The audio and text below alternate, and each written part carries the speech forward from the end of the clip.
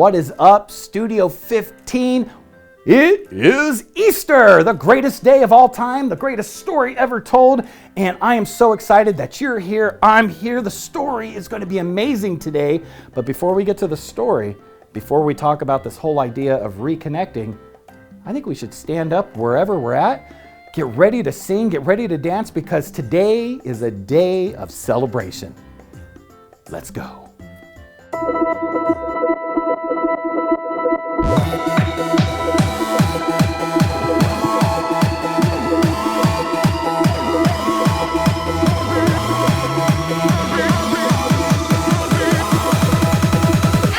The greatest day in history. Death is beating, you have rescued me. Sing it out, Jesus is alive. Cross the empty grave, life eternal, you have won the day. Shout it out, Jesus is alive. He's alive. Oh, happy day, you wash my sin away. Oh, happy day, I'll never be the same.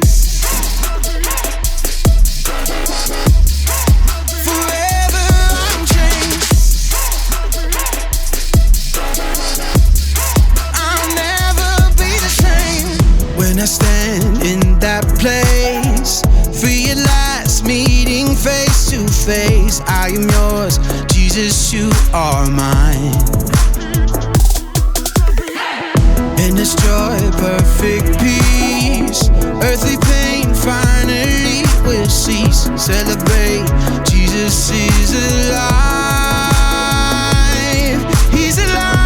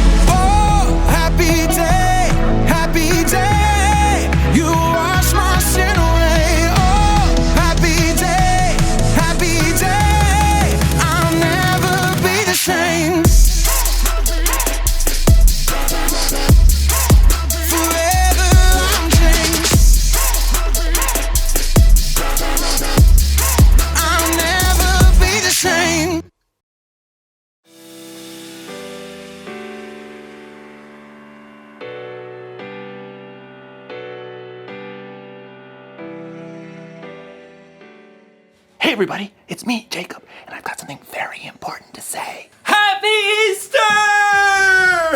Get it!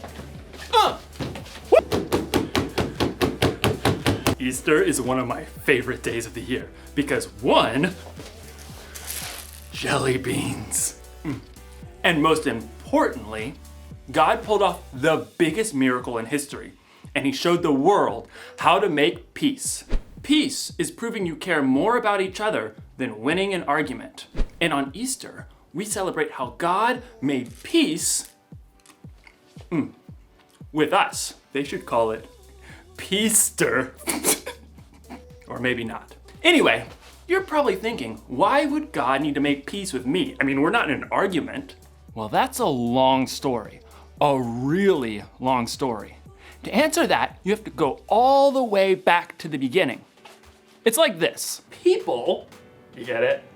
People, beep, beep, beep, beep, beep, beep, beep, beep. People were really close to God. And then something happened, something bad. And it separated God from the people. God's friendship with us was broken, and something had to be done. But don't worry, God had a plan, and you'll find out all about God's plan in today's story, the greatest story ever told, the story of Easter! Woo! Yeah, Easter! Yeah, Easter! Jelly beans! God's plan!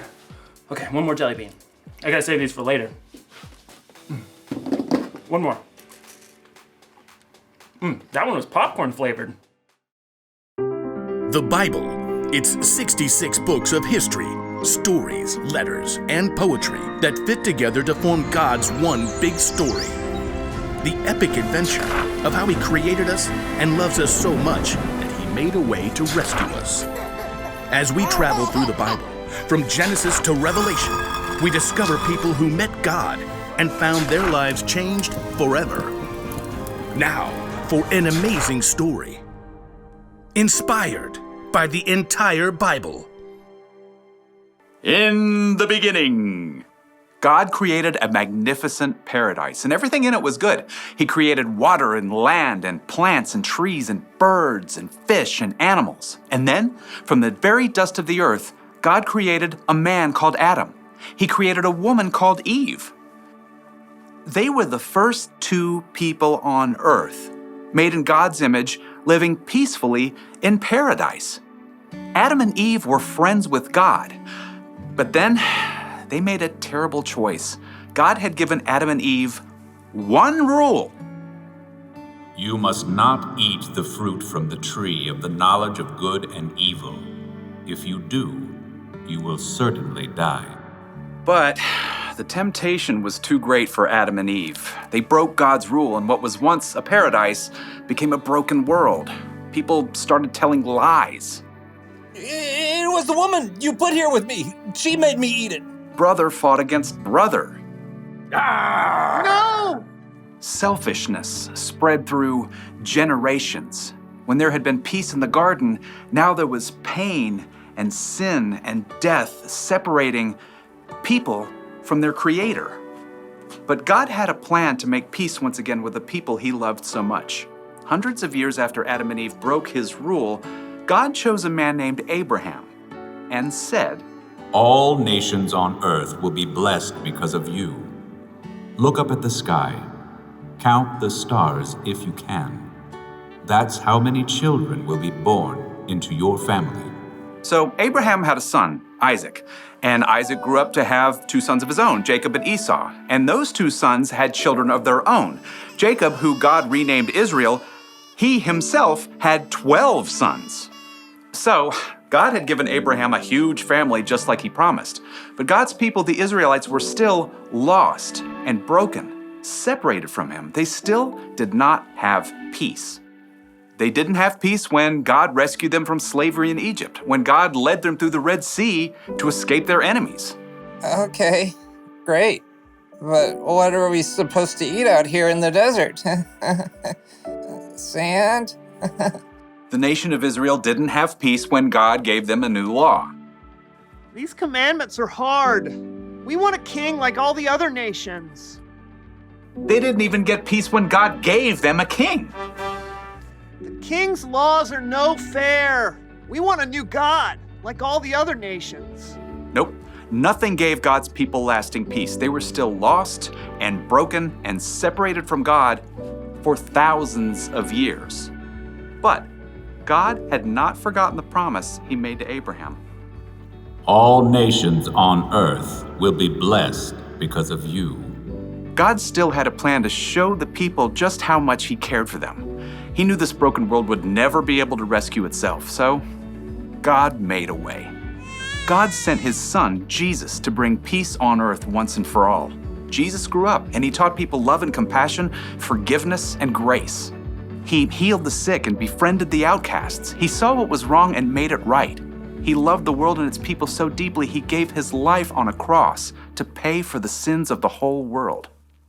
Father, forgive them. They don't know what they're doing. In Colossians, the Apostle Paul tells us God made peace through Christ's blood, through His death on the cross. When Jesus chose to give up His life, He paid the cost of every sin ever committed and every sin that had yet to be committed. People no longer had to be separated from God. But in the 3 dark days immediately following Jesus' death, His followers didn't understand all of that yet. They huddled in the dark, afraid that they too might be arrested or even killed. Who's there? Early on the morning of the third day, Mary Magdalene arrived at the home where the disciples were staying. They have taken the Lord out of the tomb. We don't know where they have put him. The disciples stared at each other in shock. Then, Peter and John lunged for the door. They raced each other all the way back to the tomb where Jesus had been placed. The tomb really is empty. There are the linen cloths they wrapped him in. Peter and John returned home, still uncertain and confused. And Mary Magdalene, who had followed them, stayed behind in the garden. And as she wept, she noticed a man standing nearby. And at first, she thought he was the gardener. Sir, did you carry Jesus away? Tell me where you put him. Mary.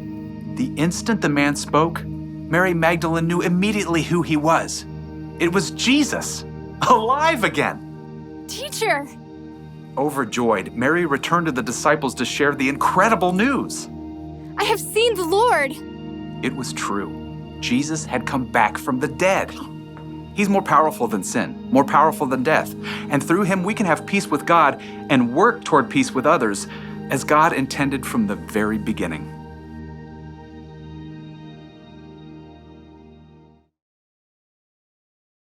So it's like this. All of history, every moment of God's story led up to the life, death, and resurrection of God's Son, Jesus. Sin separated people from God. That was a problem that we couldn't fix. So God sent his Son, Jesus. And after Jesus' death, he beat sin. And after that, he beat death itself. So I guess you could say that Jesus was kind of like a bridge between people and God. That made it possible for us to reconnect with God. The Apostle Paul once wrote, "God was pleased to bring all things back to himself. God made peace through Christ's blood by his death on the cross. Because of Jesus, we can be close to God again. We're at peace. Jesus is alive, and he's made a bridge that will last forever." So, here's the one thing to remember today. God made peace with us. Remember that this Easter. Remember that every day. Really think about what Jesus did for you and tell God how grateful you are. And don't just keep it to yourself either. Share the peace of God with others by telling them about Jesus or by loving them like Jesus loves us. I'll see you next time. Wow, what an incredible story. God made peace with us. He gave us a chance to have peace with him for all time. And you know what? We can also have peace with other people. We can have peace with not only our friends, but maybe even our enemies. I think this week we should go out and tell people that we love them, that we care about them. And if anybody is mad at us and we might be mad at others, we can sort of reconnect, build that bridge. That's what Easter's all about. I'm so excited that you guys joined us today online, but you know what? You can join us live. Yeah, that's right. Right here at the Backstage Studio 15. You can bring a friend. Yeah, I'm looking at you. You can bring your friend. Let's do it. Next Sunday, let's all gather here, Backstage Studio 15 for the month of April, because it's all about reconnecting. Until then, I'll see you later. Bye-bye.